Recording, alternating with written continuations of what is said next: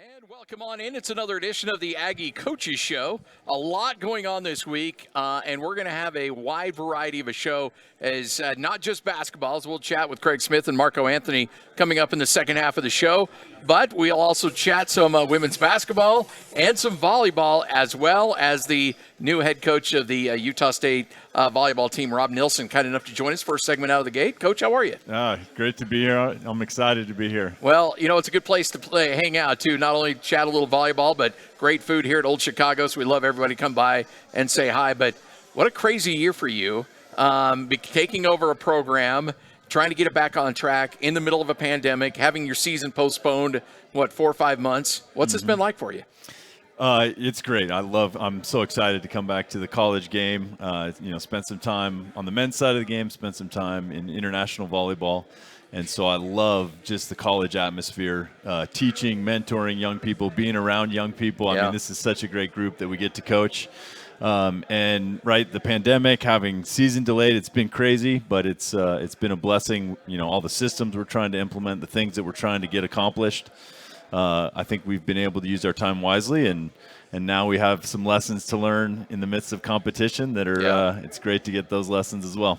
So what is just kind of take us through when you get the position, then trying to recruit, trying to set up a season, having it postponed. It's like drinking from a fire hose a little bit. What's that been like? Yeah, always. You're trying to change culture. We're trying to teach new systems, teach them how to play in a little bit different way. And then your job is to develop players and to bring in great players. And so recruiting's probably been the biggest change, right? We're not able to go out on the road. Usually you're gone just all the weekends in spring and over summer. And so it's been great to have some time with family, but we're itching to get back out on the road, hopefully here sometime soon to get recruiting. So just to get a little background on you, and you can correct me if I'm wrong here, but you would have been coaching in the Olympics had it not been postponed, correct? That was the hope, yeah. There's plans to go to Tokyo in 2020. Obviously, that got delayed. We were looking for, what's next after the Olympics. Was that on the men's side? On the men's side, okay. With Coach Jauwan Spera. And, we found this opportunity. This program came open. I had visited here probably 5 or 6 years ago. I was coached by the previous coach, Grayson DuBose, when I was a player at BYU, just before he came up here. And I remember visiting and just driving into the valley thinking, man, this is a wonderful place. What a great place to raise a family. And then coming to the facilities and just thinking, man, this can be a special program.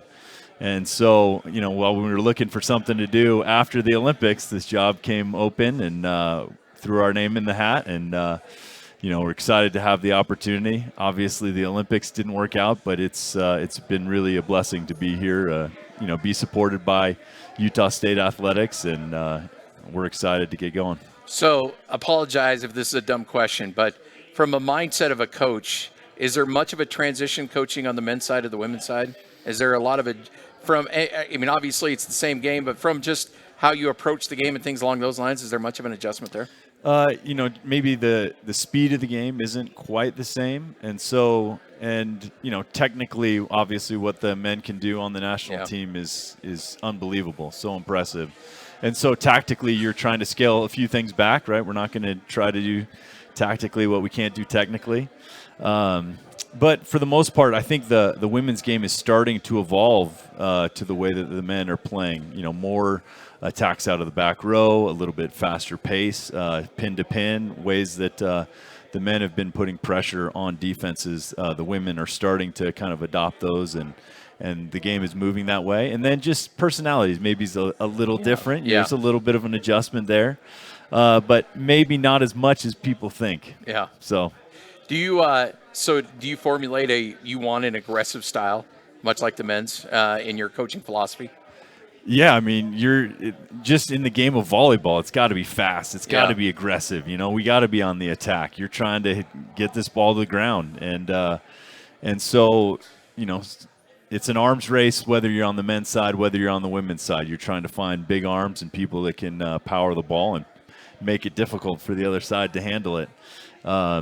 And so, and then I think that the mentality that we want to have when we approach these games is we want to be on attack. Yeah. And right? And so I think that's some of the adjustments that we're trying to make is inserting that mentality. When you go out and you look for talent, now obviously the pandemic's made it hard for a lot of visits and things along those lines, but we always talk on the football side and sometimes on the basketball side what the talent level is like in the state of Utah, and we always hear that, especially on the football side, talent level has just been exploding here in the state of Utah. What's it like on the volleyball side here in the state as far as recruiting goes? Absolutely the same for women's volleyball. The sport is growing a ton. Women's volleyball is now the most played women's sport nationally.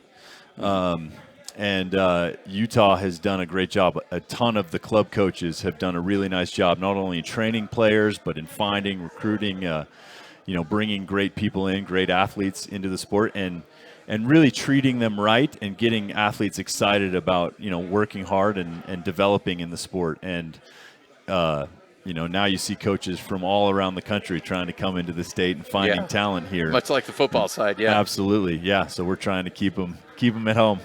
What's that process been like during the pandemic? Just on the recruiting side? On the recruiting side, yeah. It's, you're trying to develop relationships with different people. I had been I'd worked with a software company that had done volleyball analytics back in 2015, 2016. So I had developed a lot of relationships with club coaches, college coaches.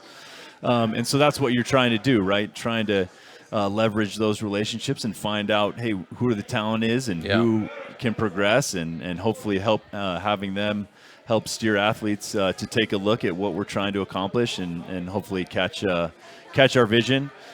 Doing things virtually has been a little tough. You want to be in person and see, but we're making the best of it. You're not allowed to go to games, right? Or club events or anything like that? No, it's a total dead period is what the NCAA calls it. So we can't have athletes to campus for recruiting purposes, and we can't go out and recruit. So it's been wild, but everybody's in that situation, and we're finding our way through. Well, let's talk about the season.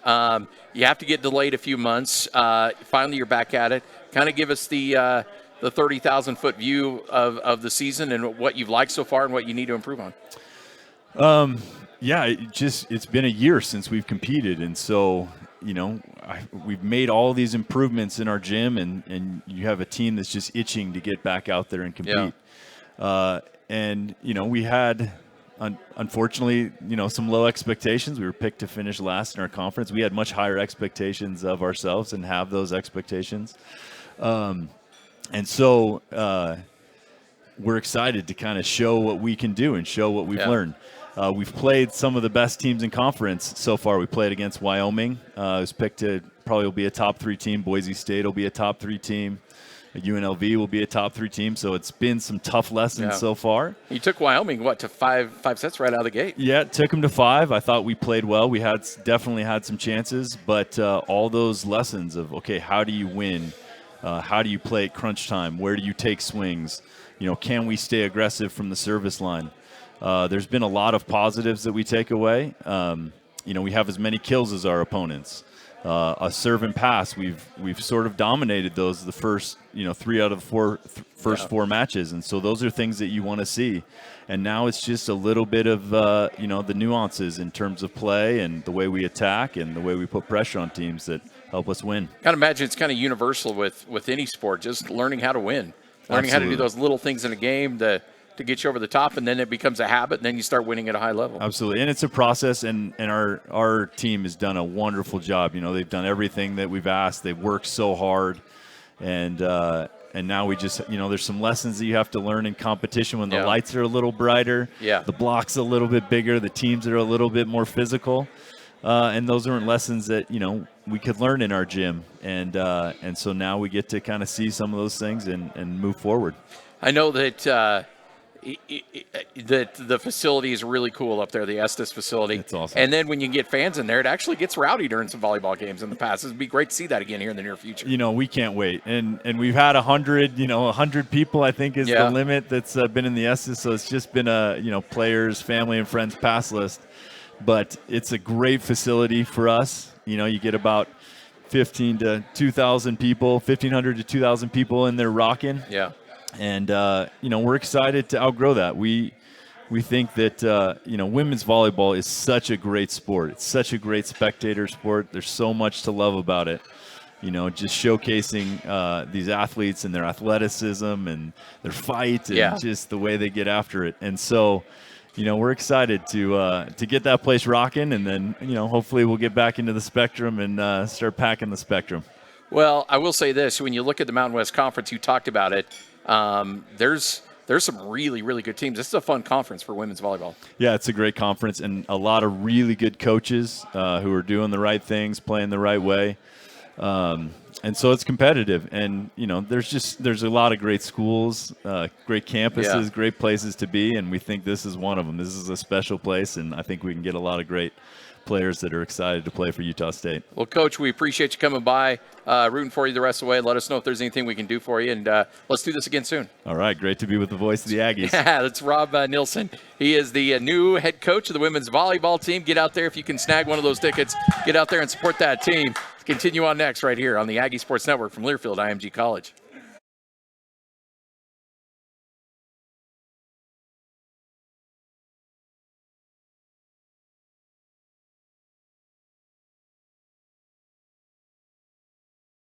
Hi, Aggie Nation. Coach Blake Anderson here.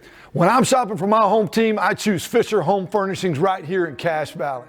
Here at Fisher Home Furnishings, we offer the largest selection of home furnishings for anyone in Cache Valley: furniture, floor covering, and appliances. We offer great brand names like Bassett, La-Z-Boy, Flexsteel, Bernhardt.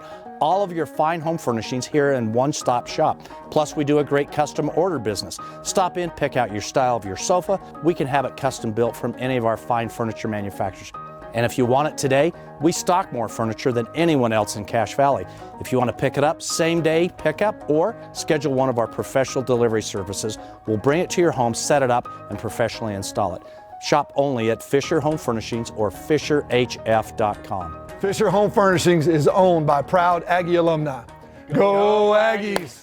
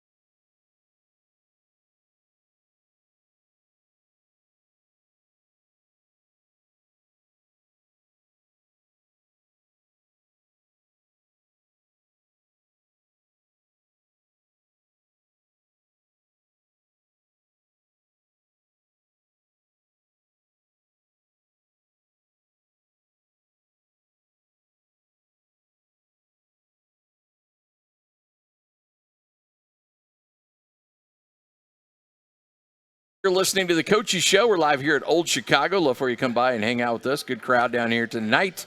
So come down and say hi, and we'll get you some great food, great beverages. And again, shout out to everybody who's joining us on the Utah State Athletic Facebook page on Facebook Live. So let's talk some women's hoops as Jauwan Scaiff, assistant coach for Kayla Ard, kind enough to join us. Coach, how are you?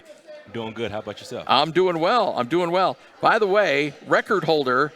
And I hope it still stands. Most three-pointers made in a career at Ball State. Is that right? It does not stand anymore, but I did. Somebody got it? Yes, my teammate the very next year. Oh, man. Well, you had it for a year, I guess. I did. So talk about your transition from playing in the men's game and coaching now on the women's side. What was that like? It was different. It was something that I always knew I wanted to get into in terms of coaching. Did not even think about the women's side, but I think when my sister, who is now, she just finished playing at the University of Dayton. She was playing overseas. When she came up, that's when women's basketball really came into my mind quite a bit as I got older. So once I got out of college, I just kind of smoothly made the transition, and dots connected it, and just took off from there. going back from the coaches you had on the men's side to how you approach things on the women's side, is it about the same? Is it a little different on how you have to approach things? It's very similar. I mean, I think guys are wired a little bit differently in terms of the motivation, and you have to find different ways to motivate, guys and women as well. So it just depends. But for the most part, I mean, you just got to find a way to build a relationship with the kids and the players, and figuring out what makes them tick, and just go from there. Talk about after playing.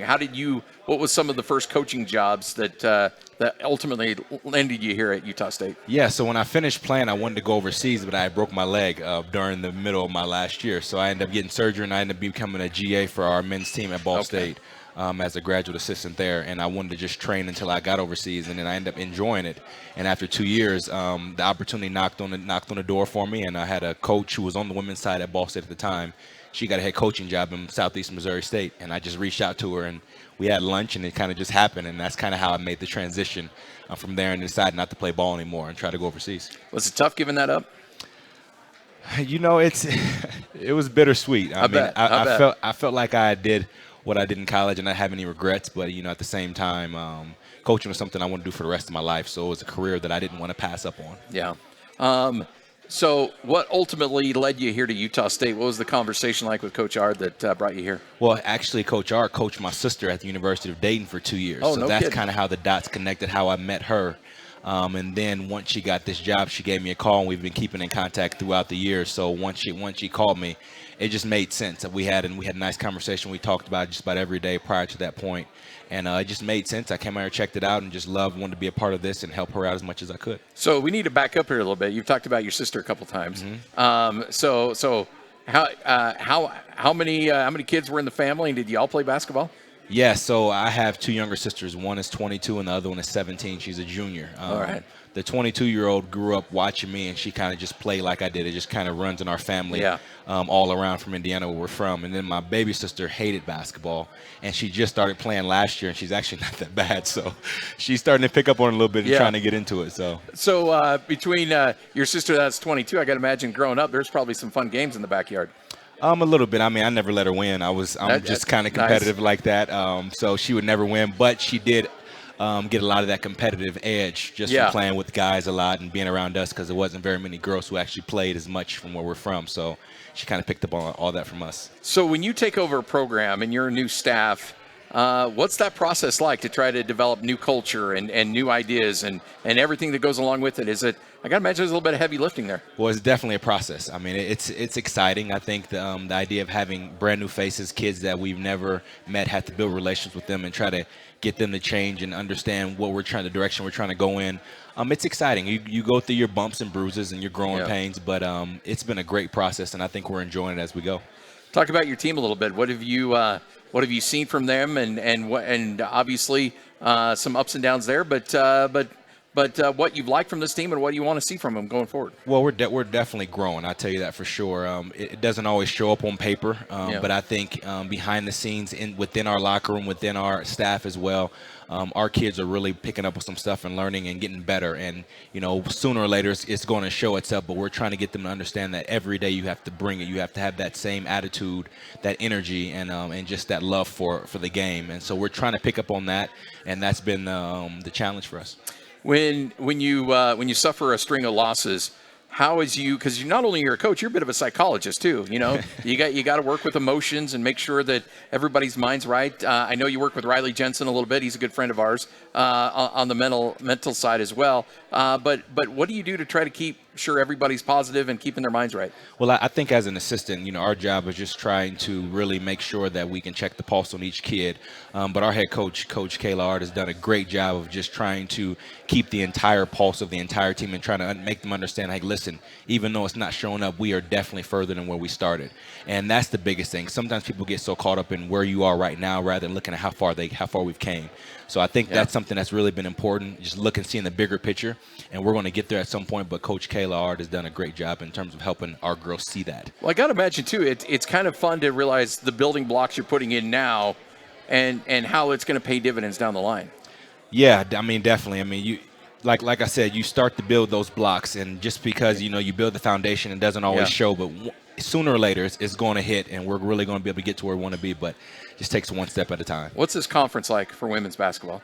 This conference is pretty tough. This is my first year getting a chance to experience it, and I've been in some other conferences in my past as well. But this one, I mean, there's not much drop-off. A lot of these teams are competitive. They have a lot of things in place, and it's just something we got to be ready for. So, look, obviously COVID's a huge issue, and we need to take it seriously. But as a coach, when you start feeling like you're building momentum, and then you got to take a week off, and then I can't imagine what that's like for a coach. Oh man, or even a player too. It's tough. It's tough for us, and I can't even imagine how it is for the kids. I mean, we're in our own little bubble, and we're trying to encourage them not to go out, not to be with their friends, and to spend a lot of their time in the gym. And it's not for everybody, and it's been a struggle. You start to pick up momentum, and then you got 2 kids that are out, and you have 5 kids that are out, and you have to kind of take a step backwards. We're just trying to have a positive environment. It's trying to help make sure those kids don't get too down on themselves, because the mental aspect, the mental toll of what COVID will do to these kids, we don't really even understand sometimes until it hits them. Yeah. So we're trying to help them have that positive mentality, and just trying to bring the energy as much as we can. What can these kids do if a program goes on pause for, like, let's say a week? Can they still come into the gym and get shots up? I mean, what are they allowed to do? That's a great question. We haven't had our entire team pause. Okay. So usually when we have a group of kids that are paused, they're out, and everybody else can still have access to the gym and stuff like that. So when you miss games, more often it's because of your opponent, not necessarily you. Absolutely. That's what it's been so far. And that's got to be so frustrating, because you're doing everything right, and you still feel like you're probably getting a little penalized here. Absolutely. It's frustrating sometimes. It definitely is. Holy smokes. Going forward, what do you want to see out of this team from an X's and O standpoint? What are some of the improvements you want to see the next steps this team needs to take? Well, the biggest thing that we've been stressing is we want our kids to have 100% focus, effort, and just being all in with what we're doing. I think the biggest thing, you can talk about X's and O's and all different types of strategies and schemes, but we want our kids to understand that in order to be competitive in this league, before we do anything else, you have to be all in. You have to have 100% focus. You got to give it all you got every time you step on the floor, because that's what a lot of these teams do. That's why they're so good, because they bring it every single day and their culture is in place. Being around Coach Hart, I can tell, she wants that aggressive, upbeat style of basketball. Is that a fun style, and is that an attractive style to recruit to when you're going out and talking to players? Oh, 100%. It's definitely fun. She's definitely brought a different type of vibe to Utah State for our girls. And like I said, it hasn't shown yet, but the energy and the pace that she wants to play at, it can attract a lot of different kids and a lot of talent, and that's what we're trying to get down the road as well. But I think it'll help us quite a bit. I got to imagine, though, and I've heard some other coaches say this, kids say they want to play in it, but then when they go in and they're running gassers and stuff like that, they're like, well, maybe this wasn't the way. Exactly. People, they always see the result of what it looks like, but they don't see the stuff in between, the hard work that leads to that, and all the running and the conditioning you have to do with the ball, without the ball, and just taking care of your body. So you're right. A lot of kids say that until they actually get there, and then they actually realize how hard it is, especially thinking on the fly as well. I got to imagine, too, though, and I've heard Coach Hart say this as well, she loves the work ethic. It seems like a good group that are willing to put in the work and do whatever it takes to be successful. Absolutely. Our kids are trying. That's the biggest thing. They're trying, and we're trying to get all the pieces to come together, but we have a lot of things we're trying to get in place. And the biggest thing we're trying to give our kids, we're giving our kids credit for, is they are actually trying. So we're going to get there, but it takes time. Yeah. The landscape of the season and what you've expected and what you hope for, do you feel like this team's on a good trajectory right now? I feel like we are. I think our mentors are getting in the right place. Coach Hart is doing a good job of building that culture in the right place as well. And like I said, that does nothing but grow every single day. So I'm hoping that continues to grow with our girls, and I think if that's the case, our trajectory is going to look really good. So if a coach or if a player out there is like, Coach, you don't know what you're talking about, you're like, give me the ball, I'm going to step behind the three-point line, and I'll show you that I know what I'm talking about. Every so often I have to jump in practice and do a little something. Just remind everybody. I try to blend in as much as I can, but I kind of do whatever I'm told. So whatever I'm needed for, I try to help as much as I can. And we have a couple other coaches on our staff that actually do the same thing. Yeah. So it's kind of fun getting back out there a little bit and showing the kids kind of what it takes and the way you got to go about the game mentally and physically. So it's fun. What's it like coaching under Coach Hart? Oh, it's been great. It's been great. I've known her for about 5 years now, even prior to her being a head coach. And the great thing is we have a great relationship off the court as well. I really appreciate how loyal she is, and I try to give that back to her as much as I can. But we just align in so many ways in terms of court. She's an offensive-minded coach. She loves to run and get out, and I'm the same way. So we kind of just align perfectly. So I've really enjoyed working for her. Who's the better golfer? Oh, I don't golf, so. Oh, you don't? No, Oh, okay. Because no. I know she loves the golf. She's She out there a does. lot. She's but out you there a haven't lot. picked up the sticks yet, huh? You know, I'm not good enough to kind of get into it yet. I'm still a little nervous because Fair I don't enough. want to get exposed. So I'm All trying to stick with what I'm good at because I'm super competitive. So I can't be out there stinking up the place. Well, Coach, we appreciate your time. Thanks for coming by. Can't wait to see more out of this team as you guys continue to build this thing. It's going to be a lot of fun. Absolutely. Thanks, man. Appreciate it. Coach Scaiff joining us right here on the Aggie Sports Network from Learfield IMG College. Coming up next, Marco Anthony will join us. Also, Craig Smith as well from Learfield IMG College.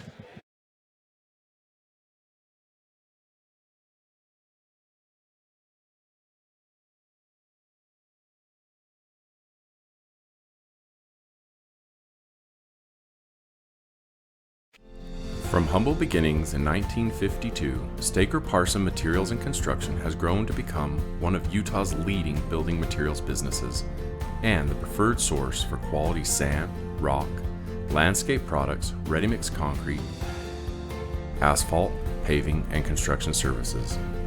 Being the preferred source means safely building projects with the highest quality. It means presenting the best opportunities for our employees and offering timely delivery and exceptional customer service every time. Being the preferred source also means supporting and building our communities and local economies. You see us every year at Peach Days and at other local events. We help your children learn about our industry with our Rocks Build Our World program. We've supplied the materials and built many of the streets in town and have donated concrete to your favorite recreational spots. We are Staker Parson Materials and Construction, and we are proud to be part of our community.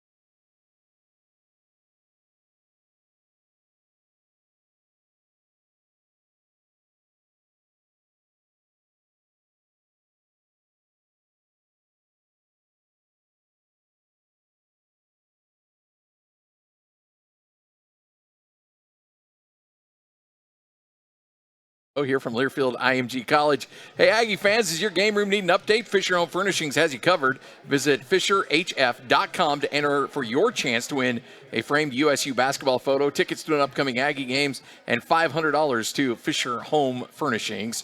Joining us now, Marco Anthony from this Utah State basketball team. Coach Craig Smith will join us here in just a moment. But, Marco, how you doing, man?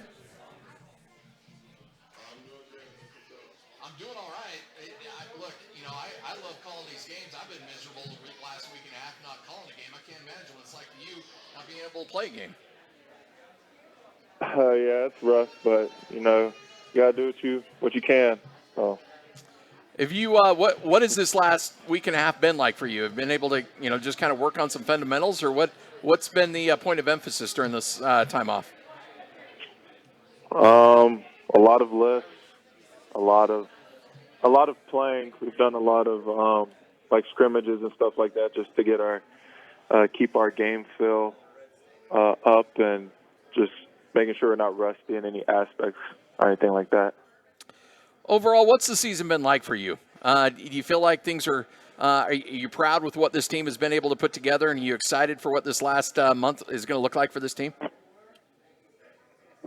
Almost definitely. I feel like this year's been great, both personally and as a whole group. I feel like we still have plenty more growing to do, and that's the scary part, and it's the fun part as well.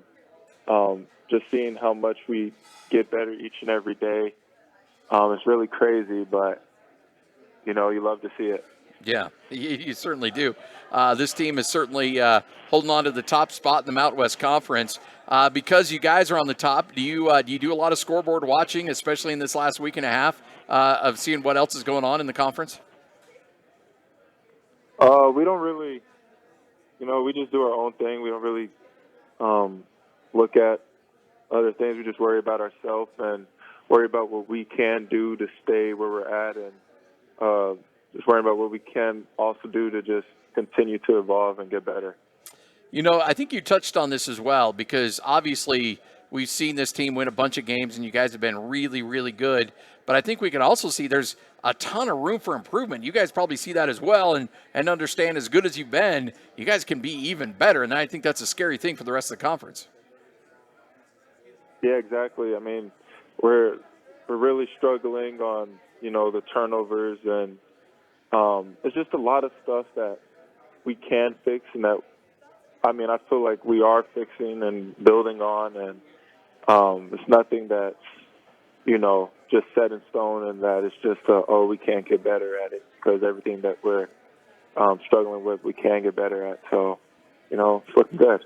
The thing I really like about this team, obviously, with you and Kata's averaging 12, you're averaging 11, Bean's averaging 10, you got Brock at 9.8, Raleigh at 9.6. It just seems like on any given night, somebody can come up and be the guy, and that's a fun thing I got to imagine to be a part of when you're as balanced as scoring across the board as you are. Oh yeah, for sure, and it takes the load off of everybody, because say it's one of those nights where it's just not, the ball's not going in the hoop for you. You could trust that one of your teammates are going to pick that up, and more times than not, that's worked for us. Coach has mentioned that when the ball moves, you guys are so good offensively, and that's the case, and you're averaging over 16 assists a game. Is that really kind of one of the biggest keys to your offense? If you move the ball and it moves around a lot, that you're going to have great shots, and that offense is really going to click? Yeah, of course, and that works with any offense, because if you play any solid defensive group, what they want you to do is they want the other team to just stand there with the ball and just stay there dribbling and dancing and everything. But, any team can't keep up with ball movement, and that's just, it's just basketball. When you have a guy like Nemish behind you, when you're playing perimeter defense, does that allow you to take a lot of risks and try to really be aggressive in your defense, knowing that if a guy does get around you, you got a big 7-footer who loves to block shots right behind you? Well, yes, but we really take pride in staying sound defensively and not really taking risks, but it definitely brings your energy on another level, because you feel like you could pick up higher, or just knowing that if something goes wrong behind you is Nemi, and more times than not, he's going to make a good play on the ball. Does Nemi ever talk about the fact that he, at one point this year, was the assist leader on this team, but still has dished out 46 assists on the season? His ability to pass out of the post is just phenomenal, and I got to imagine it leads to a lot of great shot opportunities for you guys.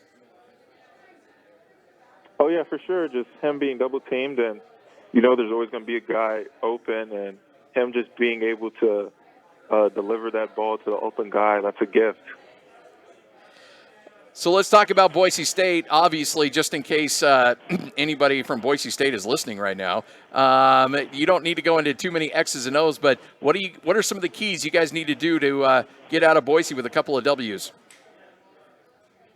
All around,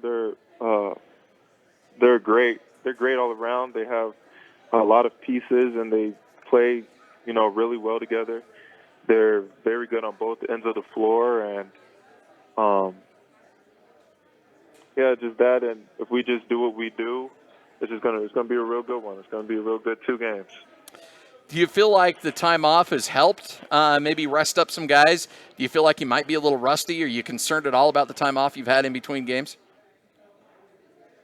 I'm not really concerned because, like I said before, in our practices we've done a lot of game time, like scrimmages and stuff like that, to keep our feel with each other up to par, and I feel good with where we're at. This team is so good defensively and is one of the best defenses in the country. What do you guys? I got to imagine you learned pretty quickly that to take pride in defense and playing defense. It seems like that's always been part of your game, and that's why it's been such a good fit for you at Utah State. But what is it about this team that makes you guys so great and such a lockdown defense? I mean, like, the point of emphasis in the summer for us was, our culture is defense. Defense leads to easy offense. It leads to easy points, and defense wins championships. And that's what we want to do. So we really take pride in it. Marco Anthony, kind enough to join us right here on the Aggie Sports Network from Learfield IMG College. It's Utah State and Boise State coming up Wednesday and Friday of this week. Man, I can't wait to see you guys back out on the court. Looking forward to it. And let's catch up again here real soon. Yes, sir. Can't wait. You got it. Marco Anthony right here on the Aggie Sports Network, again from Learfield IMG College. Hey, USU Credit Union has been serving true Aggie since 1957 and has 7 locations around Cache Valley, including the branch located on Utah State University's campus inside the university's Welcome Center. USU Credit Union offers financial services such as mortgages, home equity line of credit, student loans and savings, and retirement accounts. More information about services and applications are available at usucu.org or in person at any branch location. We'll hear from Coach Craig Smith next from Learfield IMG College.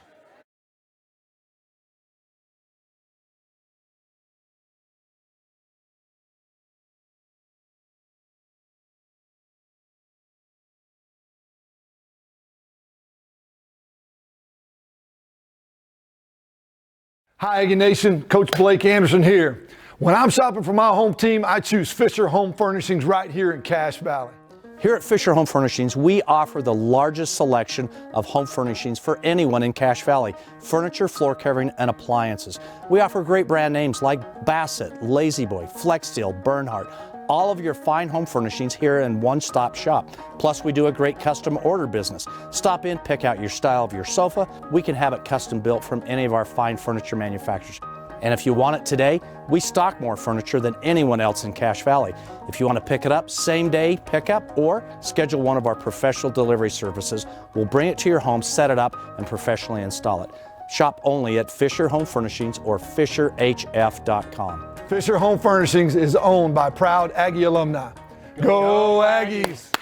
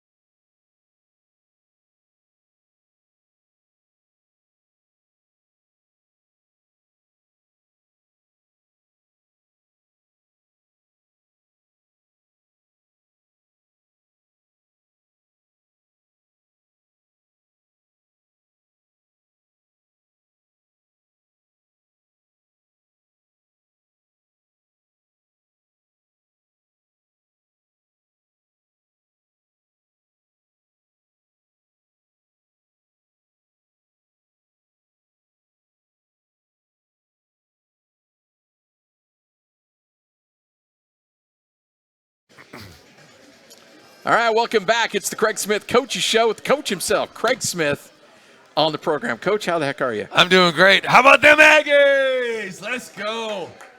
Why? Come on, we're so quiet in here. What kind of jersey is that over there? 44. Is that a Jaguar jersey? Is that a Jaguars? Or is that a hockey? Is it the Sharks? Oh, there you go. That's what my first instincts was. But you don't see many 44. Marco Anthony. Yeah, there you go. Marco wears it's like the Wendy's 4x4, baby. 4 for 4. 4 for 4. Can't go wrong. It's Hey. Marco's new nickname. All right, so what's the last week and a half been like for you? Well, I've seen it. Got to see my kids play a couple games. Yeah. I saw a movie and I feel like I've watched every Boise State game that they played all year because by the time we play them, we'll have one game in 22 days, which isn't super ideal in January and February. No. Yeah, it's been a little bit different. Took my wife out for Valentine's Day dinner. Good for you. Probably the first time. Oh, I can't imagine last time you guys were able to spend I don't know. Valentine's Day So together. She liked that. That was good. So, yeah, we've had some practices. I think the guys are getting sick of practices, and they want to play somebody different. Does it almost feel like, and I don't know the basketball equivalent term of it, but fall camp in football? Yeah, it does. It really does. It feels like October again. I will say,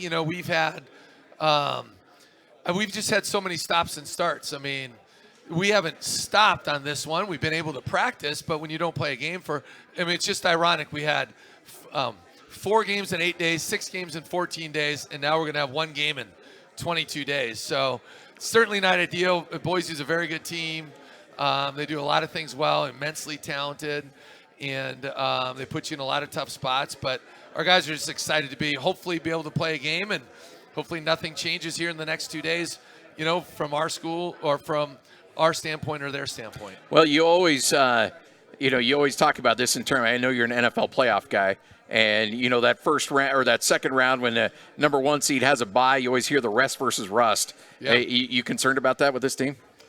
Well, I mean, it's just a long time, and like we've told our guys, sometimes when you have this whole period of time, it's easy to get softened up. Yeah. Where you haven't had game competition and you're in practice and you're doing drill work that you've been doing for. So, it's just part of the deal. But they haven't, Boise's had a pretty routine schedule here lately. It's not like they've had an unbalanced schedule. It seems like they're playing pretty much every, Thursday, Saturday, or Wednesday, Friday, or whatever it might be. So, I'm not sure what to expect. I thought we showed a little bit of rust, that first half of at Fresno, but then I thought we really settled in that second half.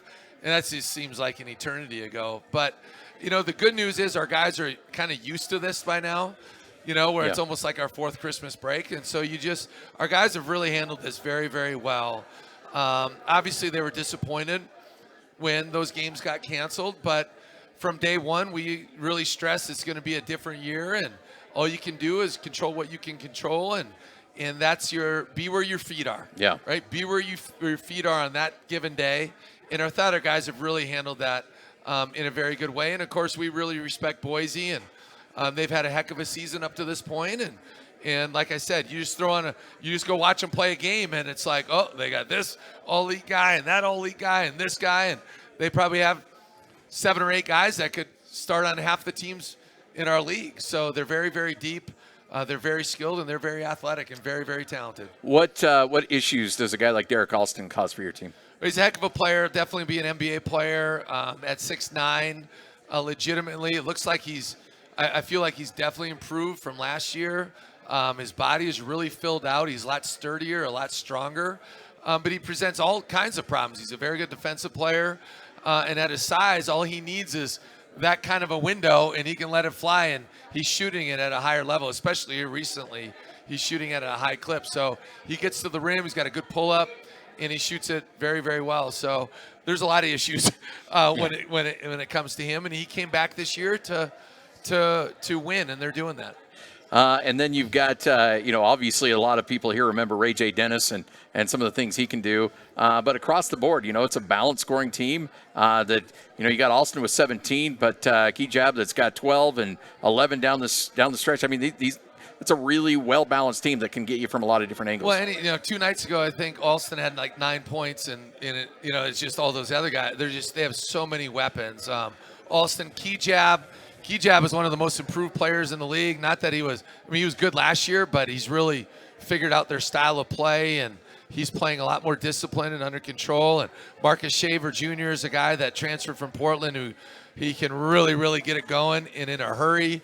He's one of those guys, if he makes a shot, he's probably making another one the next possession and another one the next possession after that. And Ray J. Dennis really obviously went ballistic on us at their place. We don't want to talk about that anymore. Emmanuel Acott is a 5-star recruit, went to Arizona for a reason and transferred, and he didn't play till Christmas time. His last 3 games, maybe 4, but he's played at a very high level. And he's a guy that plays 1, 2, 3, 4, 5. Yeah. 3 games ago, he was playing the 5, and the last 2 games, he's played a ton of minutes at the point.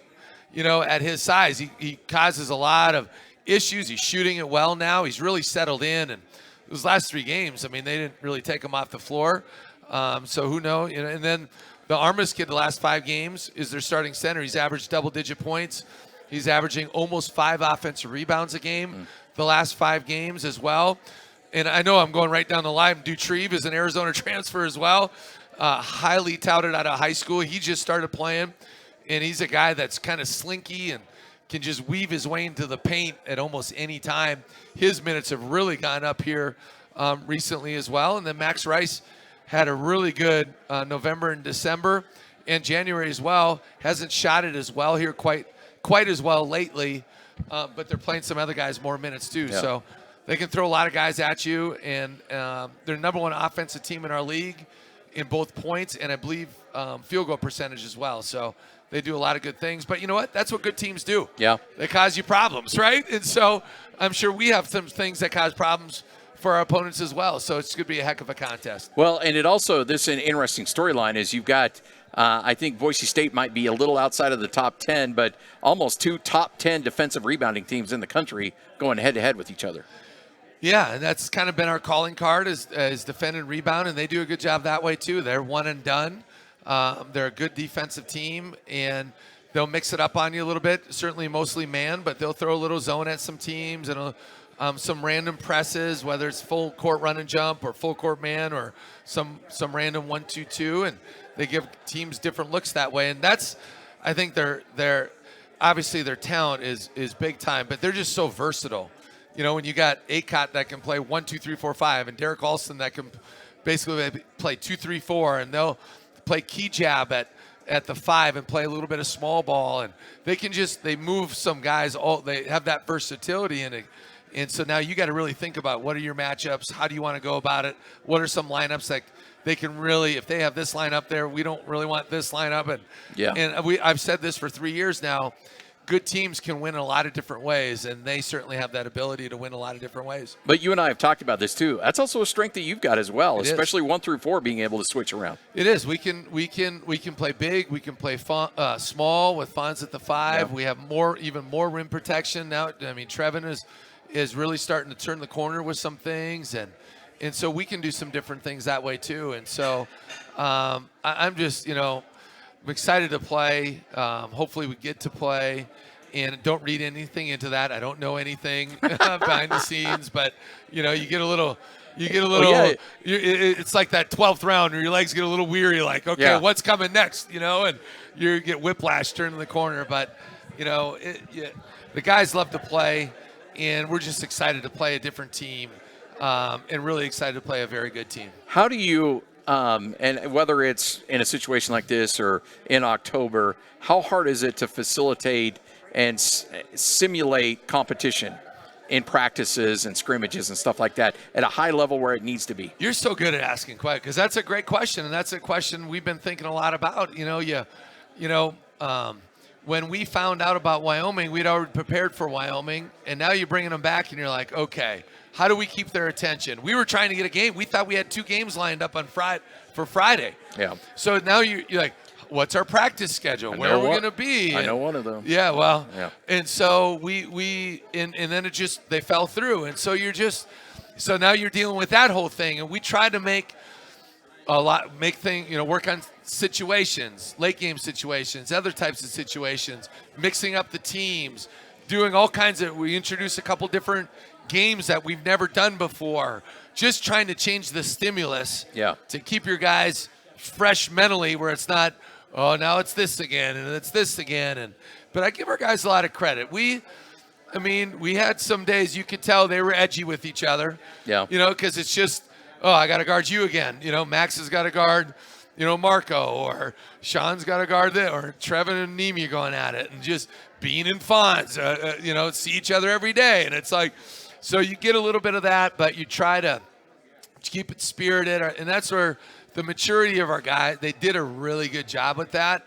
Of course, you're going to have a few moments in there, but you're really trying to think of how to attack the week, try to see the big picture, which we always do. But when you're not preparing for that specific opponent in that time, and you're just really trying to fine tune, and you try to in certain 5-on-5 segments or whatever, like let's lock into X, Y, and Z, right? In this segment, let's really try to get better at these specific things.